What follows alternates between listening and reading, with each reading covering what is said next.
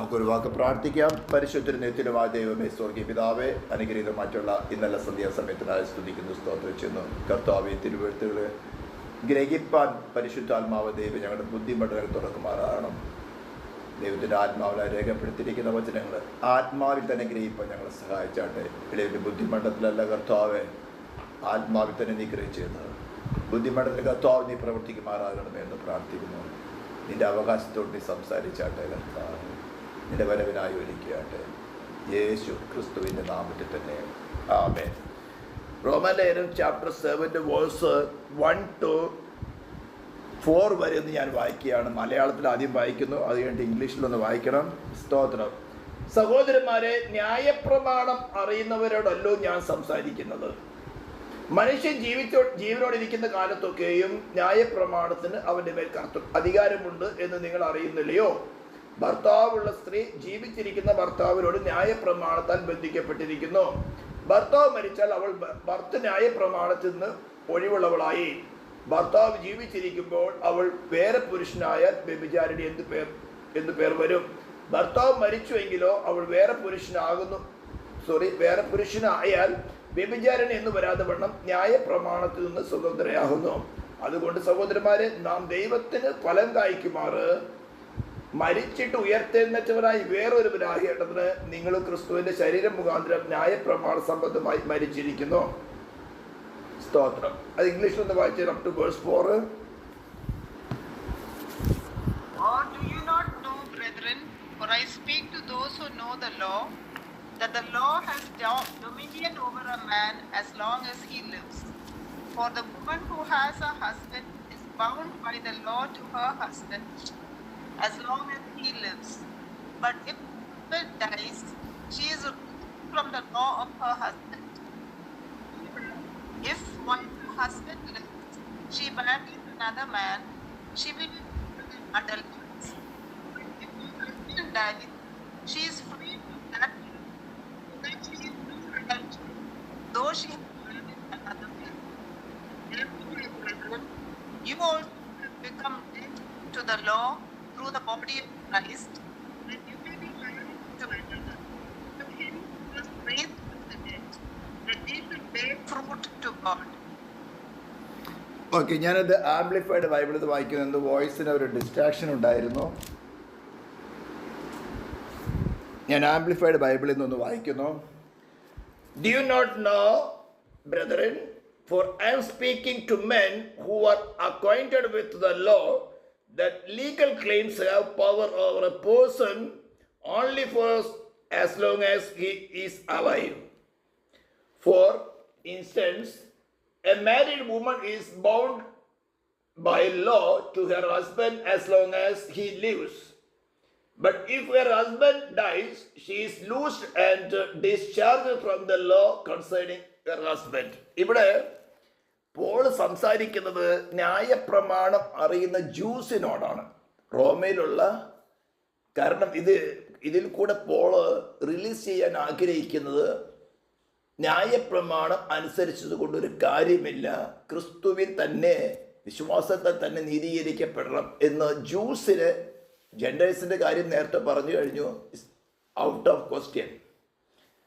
അത് ഈസി ആയിട്ട് പറയാം, മനസ്സിലാക്കാൻ സാധിക്കും. പക്ഷെ ജൂസിന് ന്യായപ്രമാണം വിട്ടുകളയാൻ ഭയമാണ്. ഒരു ദൈവ ഭയമുണ്ട് അവരിൽ. അത് ഇന്നത്തെ ക്ലാസ്സിൽ നമുക്ക് ചിന്തിക്കാനുള്ളതാണ്. അപ്പോൾ അതിനെ പിടിച്ചുകൊണ്ട് അവർ നിൽക്കുന്നത് എന്തുകൊണ്ടാണ്? അവർക്ക് ദൈവത്തോട് ഭക്തിയുള്ളത് കൊണ്ട് തന്നെയാണ്. അപ്പോൾ അങ്ങനെയല്ലായിരുന്നു. അപ്പം ന്യായപ്രമാണം അറിയുന്ന ജൂസിനോട് പറയാണ്, ഒരു മാരേജിൻ്റെ ലോ അനുസരിച്ചുകൊണ്ട് ഭർത്താവും ഭാര്യയുമായിട്ടുള്ള ബന്ധം, ഭർത്താവ് അല്ലെങ്കിൽ ഭാര്യയോ ജീവിച്ചിരിക്കുന്ന സമയത്ത് വേറൊരു വിവാഹത്തിന് ഒരുങ്ങിക്കഴിഞ്ഞാൽ ഭർത്താവായാലും ഭാര്യയായാലും അവളെ വ്യഭിചാരിണി എന്ന് വിളിക്കുകയില്ലയോ? ഭർത്താവ് ജീവിച്ചിരിക്കുന്നോണ്ട്. എന്നാൽ ഭർത്താവ് അല്ലെങ്കിൽ ഭാര്യ മരിച്ചാൽ, ഐദർ പാർട്ടി മരിച്ചാൽ, ആ മാരേജ് ലോ, ആ ബൗണ്ട് ബ്രേക്കായി. ഇനി അവർക്ക് വേണമെങ്കിൽ വേറൊരു പുരുഷന് അല്ലെങ്കിൽ സ്ത്രീക്കോ ഒരു വിവാഹബന്ധത്തിലൂടെ പുതിയ ഒരു ബന്ധത്തിലേക്ക് പ്രവേശിക്കാം. It's A principle. ലോയുടെ ഒരു പ്രിൻസിപ്പിൾ പറയാണ്. എന്നിട്ട് വേഴ്സ് 3 and 4 ആംപ്ലിഫൈഡ് ബൈബിളിൽ ശ്രദ്ധിക്കുക. Accordingly, she will be held adulterous if she unites herself to another man while her husband lives. But if her husband dies, the marriage law no longer is binding on her. She is free from the law. And if she unites herself to another man, she is not adulterous. എന്നിട്ട് പറയാണ് likewise. ഇതുവരെ പറഞ്ഞ ഒരു principle പറയാണ്, ലോയുടെ ഒരു principle പറയാണ്. സ്തോത്രം. എന്നിട്ട് പറയാണ് ലൈക്ക്വൈസ്. ഇനി നമ്മോട് കമ്പയർ ചെയ്യാണ്. ഇതുവരെ പറഞ്ഞത് ന്യായപ്രമാണത്തിലെ ലോയെ എടുത്തുകൊണ്ട്, ഹസ്ബൻഡ് ആൻഡ് വൈഫ് അല്ലെങ്കിൽ മാരേജിന്റെ ലോയെ എടുത്തുകൊണ്ട് പറയാണ്, ഐദർ പാർട്ടി എന്നിവിടെ പറയാം. സ്തോത്രം. എന്നിട്ട് പറയാണ് likewise my brethren, you have undergone death as to the law through the crucified body of Christ. നമ്മൾ സ്നാനത്തിലും ഇത് മിക്കവാറും പേർക്ക് മനസ്സിലായിട്ടില്ല. നമ്മുടെ മേൽ ലോയുടെ ഡിമാൻഡ് എന്താ? നാം മരിക്കണം. പാപം ചെയ്തവൻ മരിക്കണം. ഞാൻ പാപം ചെയ്തു, ഫോർ എക്സാമ്പിൾ കരുതാൻ ഞാൻ പാപം ചെയ്തവനാണ്. ഡിവൈൻ ലോ ഡിമാൻഡ് ചെയ്തത് ഐ ഷുഡ് ഡൈ. ഞാൻ എങ്ങനെയെല്ലാം എന്നിൽ സെൽഫ് ഉള്ളിടത്തോളം ഞാൻ എങ്ങനെയെല്ലാം ദൈവത്തോട് അടുക്കാൻ ശ്രമിച്ചാൽ എൻ്റെ സെൽഫിൻ്റെ ഗ്രാറ്റിഫിക്കേഷനാണ് ഞാൻ അടുക്കുന്നേ. ലോയുടെ ക്രീം എന്താണ്? ഡിസ്ഇൻട്രസ്റ്റഡ് ലവ് ആണ് ടുവേഴ്സ് ഗാഡ് ആൻഡ് ഹ്യൂമാനിറ്റി, അല്ലെങ്കിൽ അതർ ക്രിയേഷൻ എന്ന് പറയാം. ഇതാണ് ലോയുടെ ക്രീം, ഡിവൈൻ ലോയുടെ ക്രീം. അതാണ് ബെനവലൻസ്, ഷോർട്ടായിട്ട് പറഞ്ഞാൽ. അപ്പോൾ ഒരു മനുഷ്യൻ എന്നിൽ സെൽഫ് ഉള്ളിടത്തോളം ഞാൻ എന്തെല്ലാം കാര്യത്തിൽ ദൈവത്തോട് അടുക്കാൻ ശ്രമിച്ചാലും എത്ര വലിയ നാട്യം കാണിച്ചാലും അത് വെറും മേക്കപ്പ് മാത്രമേ ഉള്ളൂ. അതിനെ ഒന്ന് എക്സ്പോസ് ചെയ്യുവാനാണ് ലോ കൊടുത്തത്. ലോ ഇല്ലാത്തോടത്തോളം സിൻ, നമ്മളിലുള്ള സിൻ എന്ന പവർ ഫോഴ്സ് സൈലന്റ് ആയിരുന്നു, അത് ആക്റ്റീവ് ആകുന്നില്ല. ലോ കൊടുത്തപ്പോൾ അത് ആക്റ്റീവായി. ആ ലോയെ ബ്രേക്ക് ചെയ്ത് മരണത്തിന് ഫലം കഴിച്ചു. ലോയല്ല മിസ്റ്റേക്ക് എന്നിലുള്ള സിന്നാണ്. ലോ ഇല്ലാത്തോടത്തോളം സിൻ ഇന്നാക്റ്റീവ് ആയിട്ടിരിക്കുക. ലോ കൊടുത്തപ്പോൾ അത് ആക്റ്റീവായി എന്നെ ഉപയോഗിച്ചുകൊണ്ട് തന്നെ എന്നെ കൊല്ലുവാണ്. അതാണ് പറയുന്നത്, മരണത്തിന് ഫലം കായ്ക്കുമാറ് നമ്മൾ ഇവാണ് കൊണ്ടിരുന്നു. ലോ അല്ല mistake, law is good. But നമ്മൾ വസിക്കുന്നതായിട്ടുള്ള പാപമാണ് പ്രശ്നം. അപ്പോൾ ക്രിസ്തുവിൽ ലോയുടെ ഡിമാൻഡ് നമ്മൾ മരിക്കുന്നുള്ളതാണ്. അങ്ങനെയാണ് ക്രിസ്തു നമുക്ക് പകരക്കാരനായിട്ട് ദൈവം തന്റെ പുത്രനെ പാപജടത്തിന്റെ സാദൃശ്യത്തിൽ പാപനിമിത്തം അയച്ചു. കാലസമ്പൂർത്തിയിൽ ദൈവം തന്റെ പുത്രനെ ന്യായപ്രമാണത്തിന് കീഴിൽ ജനിച്ചവനായി, സ്ത്രീയിൽ നിന്ന് ജനിച്ചവനായി ന്യായപ്രമാണത്തിന് കീഴിൽ ജനിച്ചവനായിട്ട് വരുവാൻ അനുവദിച്ചു. അപ്പോൾ ന്യായപ്രമാണം അനുസരിച്ചുകൊണ്ട് ക്രൂശിത മരണത്തോട് തന്നെ ന്യായപ്രമാണം അനുസരിച്ചുകൊണ്ട് അവൻ ലോയെ മാഗ്നിഫൈ ചെയ്തു, മാനവജാതിയെ വീണ്ടും കണ്ടം ചെയ്യാണ്. ലോ നിന്റെ മേൽ വിധിച്ച നിത്യമായ മരണം എന്ന വിധി ശരിയാണ്. It is totally right. ഒരു ഹ്യൂമണ് ലോ അനുസരിച്ച് ജീവിക്കാൻ സാധിക്കുമെന്ന് ഞാൻ എൻ്റെ ജീവിതത്തിൽ കൂടെ തെളിയിച്ചു. എന്നാലും ഞാൻ നിന്നെ സ്നേഹിക്കുന്നത് കൊണ്ട് ഞാൻ നിനക്ക് പകരമായിട്ട് നിന്റെ മേൽ ശിക്ഷ അയച്ചു കൊടുത്തുകൊണ്ട് നിനക്ക് പകരമായിട്ട് ഞാൻ മരിക്കാം. അപ്പൊ ക്രിസ്തു പാപം ചെയ്യാത്ത ലോ അനുസരിച്ചുകൊണ്ട് ക്രിസ്തു മരിക്കാൻ പാടില്ല. ഡിവൈൻ ലോ അനുസരിച്ചുകൊണ്ട് ക്രിസ്തു മരിക്കാൻ പാടില്ല.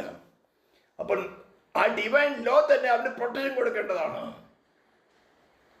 മരിക്കാൻ പാടില്ല. എന്നാൽ അവന്റെ സെൽഫില്, അവന്റെ സ്വയം തീരുമാനത്തില്, സ്തോത്രം, നമുക്ക് പകരമായിട്ട് മരിക്കാൻ അവൻ തയ്യാറാകുകയാണ്. ആ നമുക്ക് പകരമായിട്ട് മരിക്കുന്നത് കാണുമ്പോൾ സ്ത്രീ, അതായത് മാനവജാതി, അവന്റെ ആ സ്നേഹത്തിന്റെ മുമ്പിൽ ആരാത്?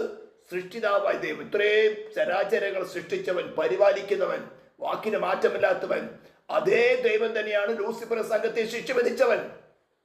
ഒരു മൃഗമെങ്കിലും പർവ്വതം തൊട്ടാൽ അതിനെ കല്ലെറിഞ്ഞ് കൊല്ലണമെന്ന് കൽപ്പന പുറപ്പെടുവിച്ച ആ സീനായ് മലയിൽ വെളിപ്പെട്ടവൻ തന്നെയാണ് മറിയുടെ ഉദരത്തിൽ വന്നത്. അവൻ തന്നെയാണ് യാഗമായി തീർന്നത്. ഇത്രയും വലിയവനായ പരിശുദ്ധനായ ദൈവം, ദൂതന്മാരെ സറാഫീഡ്സിനെ ആരാധന സ്വീകരിച്ചുകൊണ്ടിരുന്ന ദൈവം, യെശയ്യാവ് 66-ാം അധ്യായത്തില് യെശയ്യാ കാണുന്ന ദർശനം, അവൻ തന്നെയാണ് മാനവജാതിക്ക് വേണ്ടി അവരുടെ പാപത്തിന് ശിക്ഷയെടുത്ത് മരിക്കുന്നത്.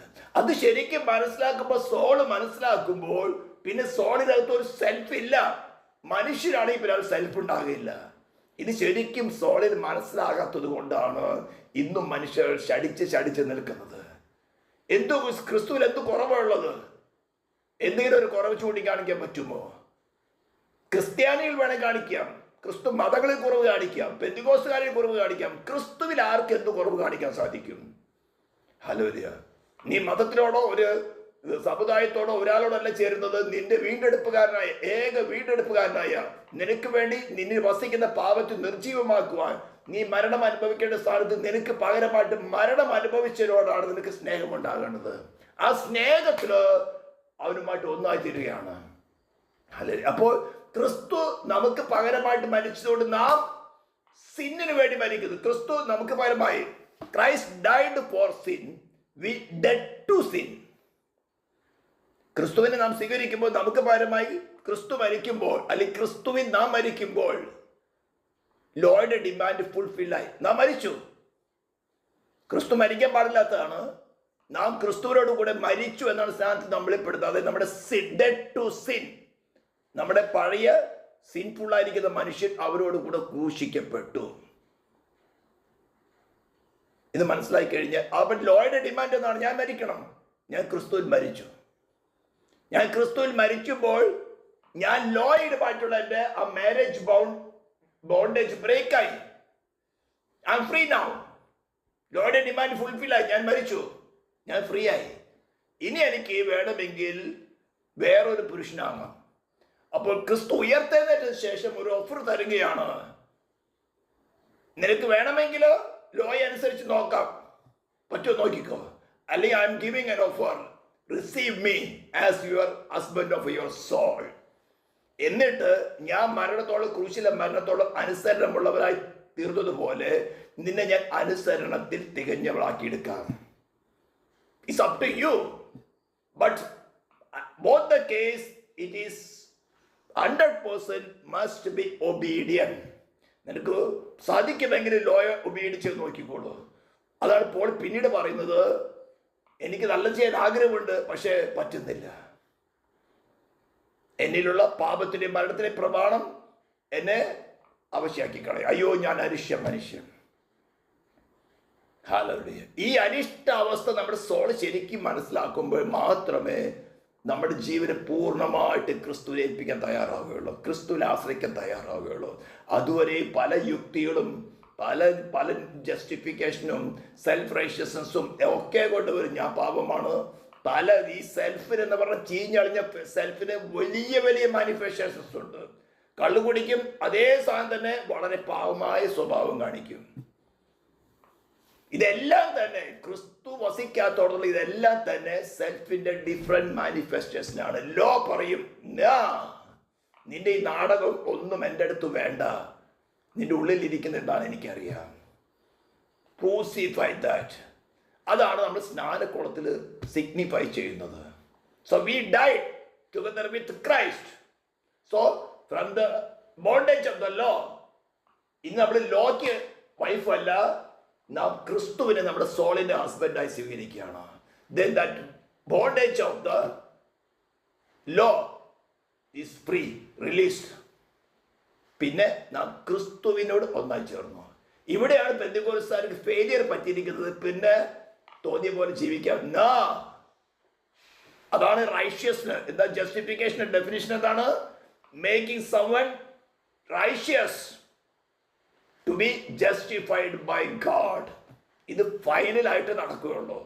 പക്ഷെ ഓരോ മൂവ്മെന്റിലും നാം ക്രിസ്തുവിൽ വിശ്വസിക്കുമ്പോൾ, ക്രിസ്തുവിൽ ആശ്രയിക്കുമ്പോൾ, അവനെ അനുസരിക്കുമ്പോൾ, നമുക്ക് എഴുതി തന്നിരിക്കുന്ന പ്രമാണങ്ങളോ സുവിശേഷമോ അനുസരിക്കുമ്പോൾ ദൈവം നമ്മളെ ജസ്റ്റിഫൈ ചെയ്യും. എവിടെയെങ്കിലും തെറ്റിയല്ലോ, ഹി കനോട്ട് ജസ്റ്റിഫൈ. തെറ്റ് ചെയ്തവരെ ജസ്റ്റിഫൈ ചെയ്യുന്നവരല്ല ദൈവം. So that we have to be in Christ. ഇതിനെയാണ് അബൈഡ് ഇൻ ക്രൈസ്റ്റ് എന്ന് പറയുന്നത്. അപ്പൊ നിങ്ങൾക്ക് ഏകദേശം മനസ്സിലായി കാണും. ലോയും നമ്മൾ തമ്മിൽ ഒരു വിവാഹത്തിന്റെ കോൺട്രാക്ട് പോലെ നമ്മളൊരു ബോണ്ടേജിലായിരുന്നു. നാം ക്രിസ്തുവിനോട് കൂടെ നാം ക്രൂശിക്കപ്പെട്ടു. നമ്മുടെ പഴയ മനുഷ്യനെ ക്രിസ്തുവിനോട് കൂടെ ക്രൂശിച്ചു.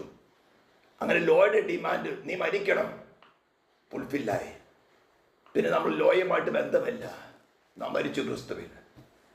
പിന്നെ നാം ജീവിക്കുന്നത്, ഇപ്പോൾ നാം ജീവിക്കുന്നത് ഞാനല്ല, ഇനി ജീവിക്കുന്നത് ക്രിസ്തു അത്ര. ഇത് വെറുതെ പറഞ്ഞാൽ പോരാ, റിയാലിറ്റിയിൽ അങ്ങനെ ആയാൽ മാത്രം ലോ നമ്മുടെ മേലിൽ മരണമെന്ന് ശിക്ഷ വിധിക്കുകയില്ല. എവിടെയെങ്കിലും ക്രിസ്തുവിന് മാറി ഒരു പ്രവൃത്തി ചെയ്താൽ ദൈവം ദീർഘക്ഷമയോടെ റിപ്പൻറ്റ് ചെയ്ത് മടങ്ങി വരുവാൻ അവസരം തരും. റിപ്പൻറ്റ് ചെയ്തില്ലെങ്കിൽ ക്ഷമിക്കാൻ ദൈവത്തിന് സാധ്യമല്ല. ദൈവം എത്ര കരുണയുള്ളവൻ, ഓഫ് കോഴ്സ് മെർസിഫുള്ളാണ്. But he cannot do. അവൻ്റെ മനസ്സാക്ഷി അത് അനുവദിക്കുകയില്ല. ഡിവൈൻ ലോ അത് അനുവദിക്കുകയില്ല. എന്നാൽ ക്രിസ്തുവിൽ നമുക്ക് പൂർണ്ണമായ സ്വാതന്ത്ര്യമുണ്ട്. നമ്മുടെ മേൽ വലിയ ഭാരമല്ല കൊണ്ടുവയ്ക്കുന്നത്. എൻ്റെ മുഖം മൃദുവാണെന്നാണ് കർത്താവ് പറഞ്ഞിരിക്കുന്നത്. പക്ഷെ നമ്മളിലുള്ള ആ ഹ്യൂമൻ നേച്ചറിനെ മാറ്റിയെടുക്കാൻ, നമ്മളെ ആവശ്യമില്ലാത്ത കോണ്ടാക്റ്റുകൾ, ആവശ്യമില്ലാത്ത കാര്യങ്ങളൊക്കെ മാറ്റാൻ ഇടയ്ക്കിടയ്ക്കിട്ട് കർത്താവ് നമ്മളെ ഒന്ന് തീരിടും.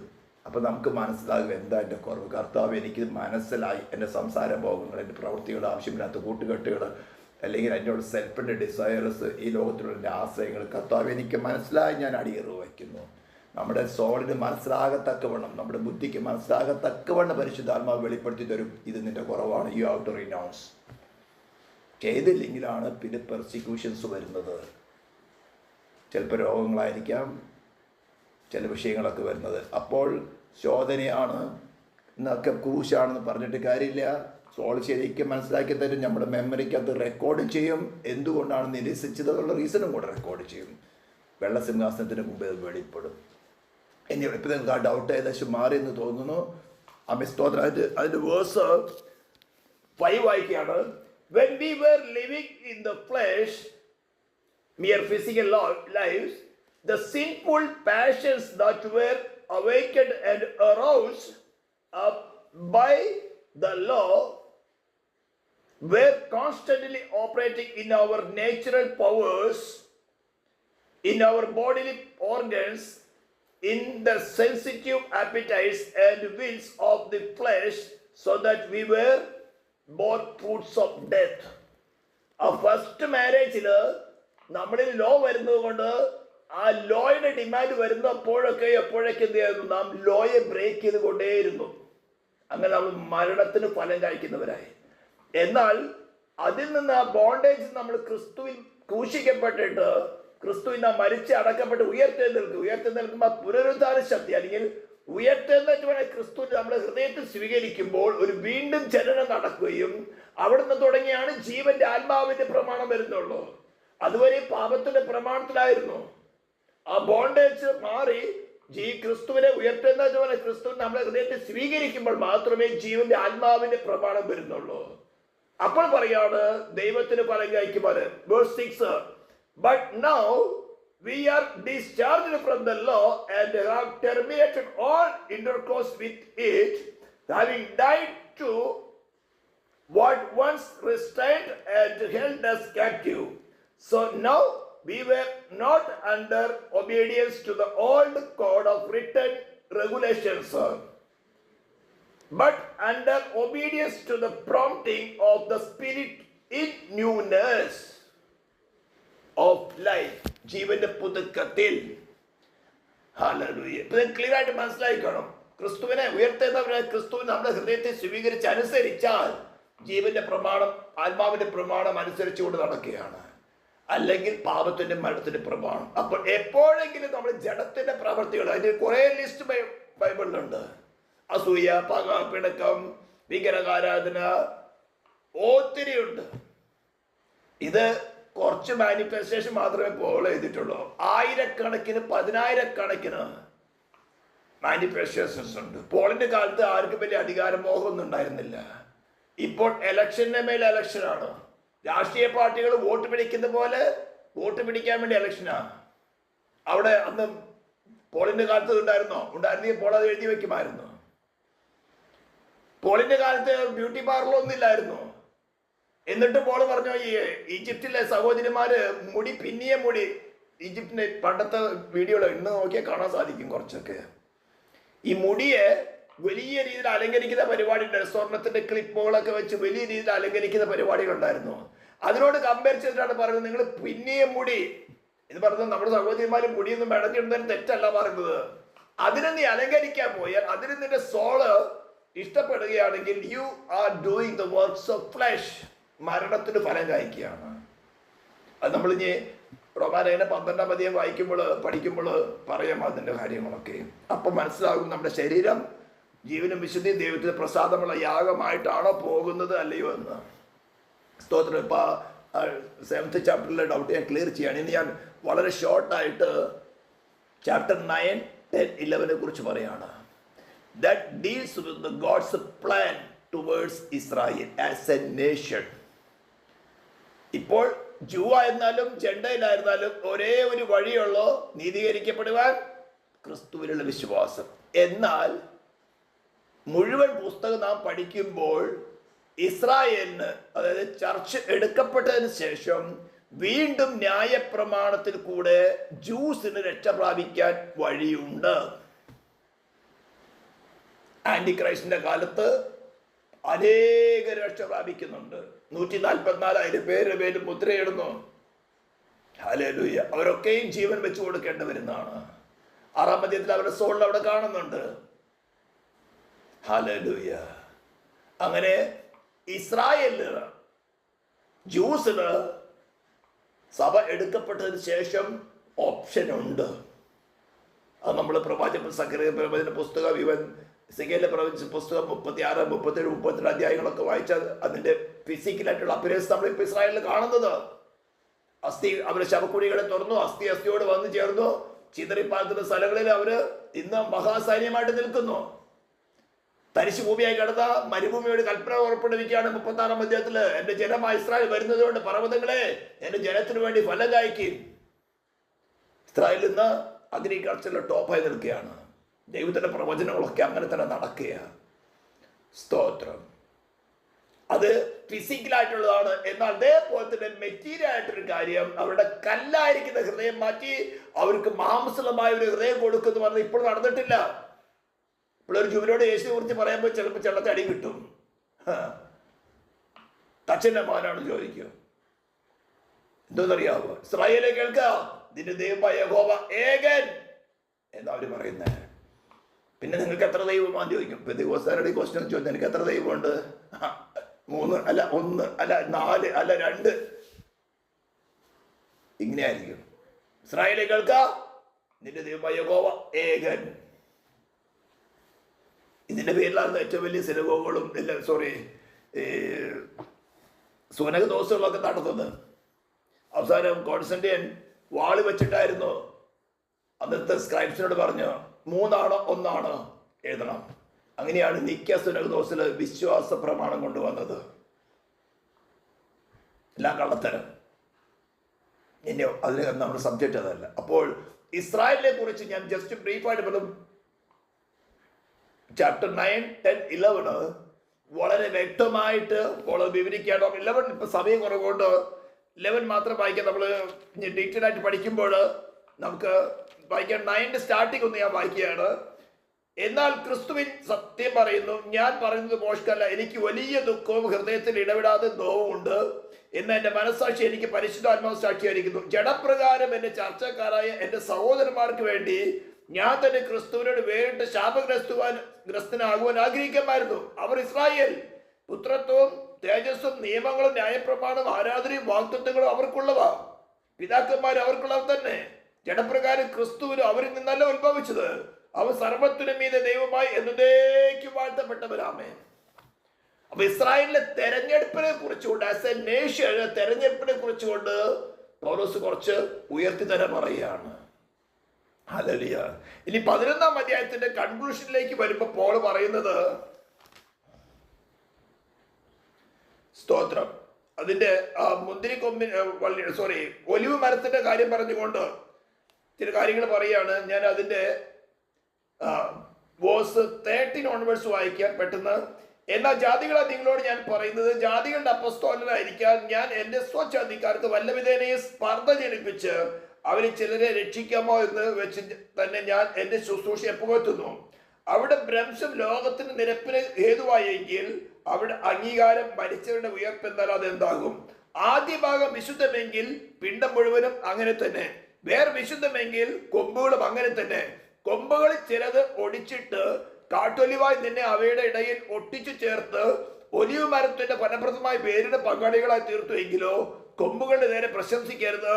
പ്രശംസിക്കുന്നുവെങ്കിൽ നീ വേരിനെയല്ല, വേർ നിന്നെ എത്ര ചുമക്കുന്നത് ഓർക്കുക. എന്നാൽ എന്നെ ഒട്ടിക്കേണ്ടതിന് കൊമ്പുകളെ ഒടിച്ചു കളഞ്ഞെന്ന് നീ പറയും. ശരി, അവിശ്വാസത്താൽ അവ ഒടിഞ്ഞുപോയി. ഇസ്രായേലിന് സംഭവിച്ചെന്തായിരുന്നു? അവരുടെ മശികയാണ് യേശു എന്ന് അവർക്ക് മനസ്സിലായില്ല. എന്നാൽ മനസ്സിലായ ശിഷ്യന്മാരും അവൻ അംഗീകരിച്ചു. എമ്മാവസിലേക്ക് പോയവർക്ക് കുറച്ചൊക്കെ ഐഡിയ അവര് പൂർണ്ണമായിട്ട് വിശ്വാസം വന്നില്ല. സഹോദര്യമായി ഉയർത്തെന്നിട്ട് കാര്യം പറഞ്ഞപ്പോൾ അവർക്ക് വിശ്വസിക്കാൻ പറ്റിയില്ല. ന്യായപ്രമാണത്തിലുള്ള കാര്യമാണ്. യേശു അവരെ തള്ളിക്കളഞ്ഞില്ല. അവരെ കൂടെ നടന്ന് ന്യായപ്രമാണത്തിലും പ്രവാചക പുസ്തകങ്ങളും സങ്കീർത്തനങ്ങളും തന്നെ കുറിച്ച് എഴുതിയിരിക്കുന്ന അവർക്ക് വിവരിച്ചു കൊടുത്തു. ഇന്ന് എത്രയോ യഹൂദന്മാര് വിശ്വാസികളുണ്ട്, നല്ല പെർസെൻറ്റേജ് ഉണ്ട്. 73% ഇസ്രായേലിലെ പോപ്പുലേഷൻ, 73% ഇന്നും ജൂ ആണ്. 2% മാത്രം ക്രിസ്ത്യനുള്ളൂ. ഏതായാലും 2% ആയല്ലോ. എന്നാലും അവർ പറഞ്ഞിരിക്കുന്ന അവിശ്വാസത്താൽ അവർ ഒടിഞ്ഞു പോയി. ഒടിച്ചു കളഞ്ഞതല്ല, വിശ്വാസം നീ നിൽക്കുന്നു. ഞെളിയാതെ ഭയപ്പെടുക. സ്വാഭാവിക കൊമ്പുകളെ ദൈവം ആദരിക്കാതെ പോയെങ്കിൽ നിന്നെയും ആദരിക്കാതെ പോകും. ആയ ദൈവത്തിന്റെ ദയ ഖണ്ഡിതവും കാണുക. വീണവരിൽ ദൈവത്തിന്റെ ദയവും നിന്നിലോ ദയ നിലനിന്നാൽ ദൈവം തന്നെ, അല്ലെങ്കിൽ നീ ചതിക്കപ്പെടും. അവിശ്വാസത്തിൽ നിലനിൽക്കാഞ്ഞാൽ അവരെ കൂടെ ഒട്ടിക്കും. ഇപ്പോൾ അവർ യേശുവിനെ മശിയായിട്ട് അംഗീകരിക്കുന്നില്ല. എന്നാൽ അവരുടെ കല്ലായിരിക്കുന്ന ഹൃദയം, എന്തിനാ കല്ലായ ഹൃദയം കൊടുത്തത്?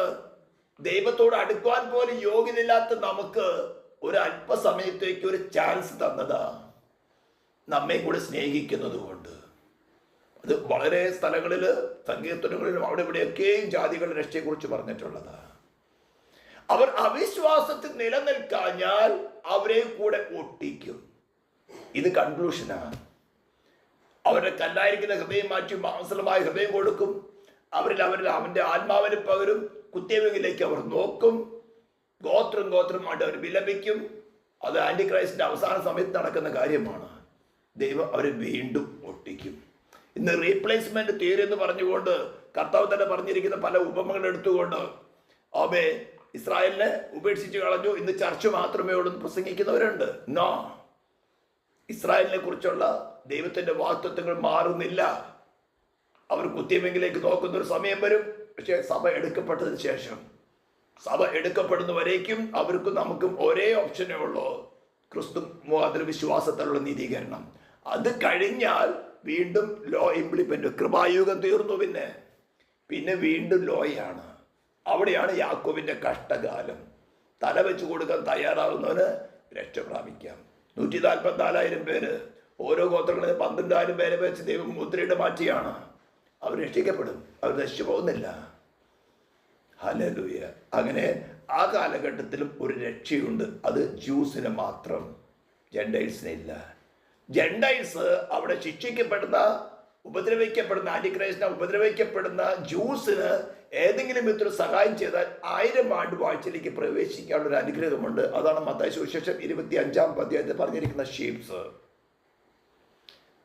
അവർ 1000 ആണ്ട് വാഴ്ചയിൽ പ്രവേശിക്കാൻ അനുഗ്രഹമുണ്ട്. പുതിയ യെരുശലേമിലേക്ക് അവർക്കില്ല. പുതിയ യെരുശലേമിലേക്ക് വേണമോ? ക്രിസ്തുവിനെ ധരിച്ചുകൊണ്ട്. അതാണ് ജസ്റ്റിഫിക്കേഷൻ്റെ ഡെഫിനിഷൻ പറഞ്ഞത്, മേക്കിംഗ് സംവൺ റൈഷ്യസ്. ഇതാണ് ഞങ്ങൾ കിടന്ന് കുരയ്ക്കുന്നത്. ഞങ്ങൾ ഈ കിടന്ന് കുരയ്ക്കുന്നതിന് വേണ്ടിയാ. To make you righteous by yourself you cannot. നീ എന്തെല്ലാം നാട്യം കാണിച്ചാലും ഡിവൈൻ ലോ പറയുന്നോ നിന്റെ സെൽഫ് ഉണ്ട്. Only way accept Christ in our soul and obedient to him. ഇതേ ഒരു വഴിയുള്ളൂ. എത്ര പാവ സ്വഭാവം കാണിച്ചാലും, എത്ര താഴ്മ കാണിച്ചാലും, എത്ര വിശുദ്ധ ജീവിതം ഭാഗ്യമായി കാണിച്ചാലും, if there is no Christ in you and you obedient to him, it is worst. കറപ്പിരണ്ട തുണി എന്നാണ് പറഞ്ഞിരിക്കുന്നത്. ഞാൻ ഇവിടെ വിധിക്കേണ്ട കാര്യമില്ല. ഇത്രയും വചനം കേട്ട് നിങ്ങൾക്ക് ഇനി ഒരു വിശദീകരണത്തിൻ്റെ ആവശ്യമില്ല. അപ്പോൾ ഇസ്രായേലിനെ ആസ് എ നേഷൻ അവരെക്കുറിച്ചുള്ള ദൈവത്തിൻ്റെ പ്ലാനാണ് 9, 10, 11 അധ്യായങ്ങൾ. ആ 11-ാം അധ്യായത്തിൻ്റെ കൺക്ലൂഷന് വളരെ വ്യക്തമായിട്ട് പറയുന്നുണ്ട്, അവിശ്വാസത്താൽ അവർ ഒടിഞ്ഞുപോയി. എന്നാൽ അവർ അവിശ്വാസത്തിൽ നിലനിൽക്കാതെ വിശ്വാസത്തിലേക്ക് തിരിച്ചു വന്നാൽ എന്തായിരുന്നു അവർ നീതിയെ കണക്കിട്ടത്? അബ്രാഹാം വന്ന ഏകന്റെ വിശ്വാസമല്ലയോ? 15-ാം അധ്യായത്തില് അബ്രാഹാം വിശ്വസിച്ചു, അത് അവർ നീതിയായി കണക്കിട്ടു. അതിന്റെ അടയാളമാണ് പരിച്ഛേദന കൊടുത്തത്. അപ്പോൾ വിശ്വാസത്താൽ മാത്രമേ നീതീകരണം നടക്കുന്നുള്ളൂ. ഇനി ചർച്ച എടുക്കപ്പെട്ട് കഴിഞ്ഞാൽ ദൈവം അവരെ കുത്തിയവെങ്കിലേക്ക് നോക്കത്തക്കവണ്ണം ഒരവസ്ഥ കൊണ്ടുവരും. അതിനാണ് ഈ യാക്കോബിന്റെ കഷ്ടകാലം. അത് അവർ കുത്തിയവെങ്കിലേക്ക് നോക്കും. ഹല്ലേലൂയ.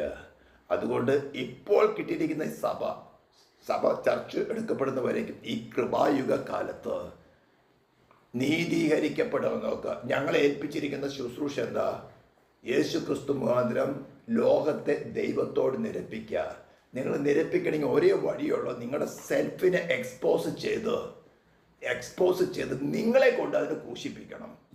ഞാൻ സ്നാനപ്പെട്ടു, രക്ഷയിട്ട് പറഞ്ഞു, രക്ഷിക്കപ്പെട്ടു എന്ന് പറഞ്ഞുകൊണ്ടത് ഒരു കാര്യമില്ല. It is only your readiness to go through the ഞെരുക്കമുള്ള പാത. നിങ്ങൾ തന്നെ അത് ഡിക്ലെയർ ചെയ്തതാ.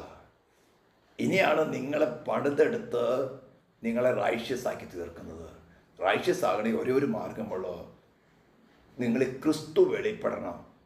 ഓരോ ആക്ടിവിറ്റിയിലും, ഓരോ ടെംപ്ടേഷനിലും, ഓരോ വിഷയത്തിലും നിങ്ങളുടെ ഉള്ളിലിരിക്കുന്നത് പൊട്ടിത്തെറിക്കാൻ ദൈവം അവസരം ഉണ്ടാക്കും. വീടിനകത്ത് അവസരമുണ്ടാക്കും, ചർച്ചിന് അവസരമുണ്ടാക്കും, സോഷ്യൽ സ്ഥലങ്ങളിൽ അവസരമുണ്ടാക്കും. ചിലപ്പോൾ നിങ്ങൾ സർവൻസ് ആയിരിക്കാം, മക്കളായിരിക്കാം, ഭർത്താവായിരിക്കാം, ഭാര്യ ആയിരിക്കാം. ദൈവം അവസരം ഒരുക്കും. എന്താണെന്നറിയാം? നിങ്ങൾ എക്സ്പോസ് ചെയ്യാൻ.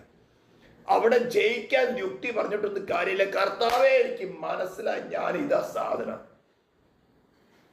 ഞാനത് ക്രൂശിക്കുക. ഇതൊരു വഴിയുള്ളൂ. ക്രൂശിച്ചുകൊണ്ട് മാത്രം കാര്യമില്ല, അവിടെ ക്രിസ്തുവിനെ റീപ്ലേസ് ചെയ്ത് അത് പുറത്ത് കാണണം. അടുത്ത ടെംപ്റ്റേഷൻ വരുമ്പോൾ കാണണം, വേദന വരുമ്പോൾ കാണണം, മരണമുഖം വരുമ്പോൾ yes I am ready to die Lord, praise the Lord, ഞാൻ നിന്റെ അടുത്ത് വരാൻ റെഡിയാ. ഇത് ധൈര്യത്തോടെ പറയുമെങ്കിൽ വെറുതെ വായോട് പറഞ്ഞാൽ പോരാ. കാര്യത്തിലടുക്കുമ്പോൾ അങ്ങനെ പറയാൻ പറ്റിയാൽ കർത്താവ് പറയും, കുറച്ച് എനിക്ക് നിന്നെ കൊണ്ട് കുറച്ചുകൂടി പണി ബാക്കിയുണ്ട്. ഞാൻ 2 പ്രാവശ്യം പറഞ്ഞിട്ടുണ്ട്. 3 പ്രാവശ്യം പറയാൻ ധൈര്യമില്ല. പറഞ്ഞ എനിക്ക് നിന്നെ കൊണ്ട് ചില കാര്യങ്ങൾ ചെയ്തെടുക്കാനുണ്ട്. അതോടെ ഞാൻ പറയുന്നത് നിർത്തി. ഹല്ലേലൂയ. ആ ക്രൂശിൽ പ്രദർശിപ്പിച്ച സ്നേഹത്തിൻ്റെ മുമ്പിൽ നമ്മുടെ ഹൃദയം ഉരുകണം. ആ പ്രായശ്ചിത്തം എന്താണെന്ന് ശരിക്കും മനസ്സിലാകാത്തത് കൊണ്ടാണ്. ആ ക്രോധാഗ്നി, ഏലിയാവിൻ്റെ യാഗപ്പെടുത്തി വീണ തീ, സമാധാന കൂടാരത്തിൽ യാഗപ്പെടുത്തി കത്തിക്കൊണ്ടിരിക്കുന്ന തീ, ക്രൂശിൽ വീണ ആ ക്രോധാഗ്നി നമ്മുടെ മേലൊന്ന് വീണാൽ, ലൂസിഫറിന്റെ സംഘത്തിന് മേൽ വീണ ക്രോധാഗ്നി എന്താ? അതികഠിനമായി ശിക്ഷിച്ചു. അവനറിയാം ഈ മനുഷ്യൻ ആരാന്ന്. അവനെ ശിക്ഷിച്ച അതേ ദൈവമാ നിനക്ക് പകരമായിട്ട് യാഗമായി തീർന്നത്. ആ സ്നേഹത്തെ മറ്റാരും നോക്കണ്ട, ഒരു വ്യക്തിയും നോക്കണ്ട, ഒറ്റൊരു വ്യക്തിയും നോക്കണ്ട. Only look at him. അതായത് ശിവപ്രവൃത്തി പറഞ്ഞത്, look at him and be saved all Nations. കർത്താവിൽ പ്രസിദ്ധനായ ചാൾസ് സ്പർജനെ കൺവെർട്ട് ചെയ്ത വാക്യമാണത്. യശയ്യാപ്രവചനം 45-ാം അധ്യായം. Look at him and be saved all nations. Just look at him. Look at him, the one crucified instead of you. ആ person level മാത്രം അവനെ സ്വീകരിച്ചാൽ മതി. മറ്റാരെയും നോക്കണ്ട. Let us conclude. പ്രാർത്ഥിക്കാം. പരിശുദ്ധനും നിത്യനുമായ ദൈവമേ, സ്വർഗ്ഗീയ പിതാവേ, തിരുനാമത്തെ വാഴ്ത്തുന്നു, സ്തുതിക്കുന്നു. എൻ്റെ കൃപകൾക്കായി സ്തോത്രം. ഇതിലൂടെ സംസാരിക്കാൻ കർത്താവിന് കൃപ തോന്നിയല്ലോ. കർത്താവ്, നീ ഞങ്ങളുടെ നീതീകരണം കർത്താവ്. മറ്റൊന്നും ഞങ്ങൾക്ക് രക്ഷയില്ല. നീ അത് ഉറപ്പിച്ചു തന്നാട്ടെ. ഈ ശബ്ദം കേൾക്കുന്നവരെ ജനത്തെയും പിൻകാരുടെ കർത്താവ് യൂട്യൂബിൽ കേൾക്കുന്നവരെ ജനത്തെയും നീ ഇത് ഗ്രഹിപ്പിച്ചാട്ടെ എന്ന് പ്രാർത്ഥിക്കുന്നു. ഇസ്രായേലിൻ്റെ സമാധാനത്തിന് വേണ്ടി ഞങ്ങൾ പ്രാർത്ഥിക്കുന്നു. നിന്റെ നാമത്തിൽ കർത്താവ് നീ വാഗ്ദത്തം ചെയ്ത അതിരുകളാക്കി കൊടുക്കുന്നതിനായി സ്തോത്രം.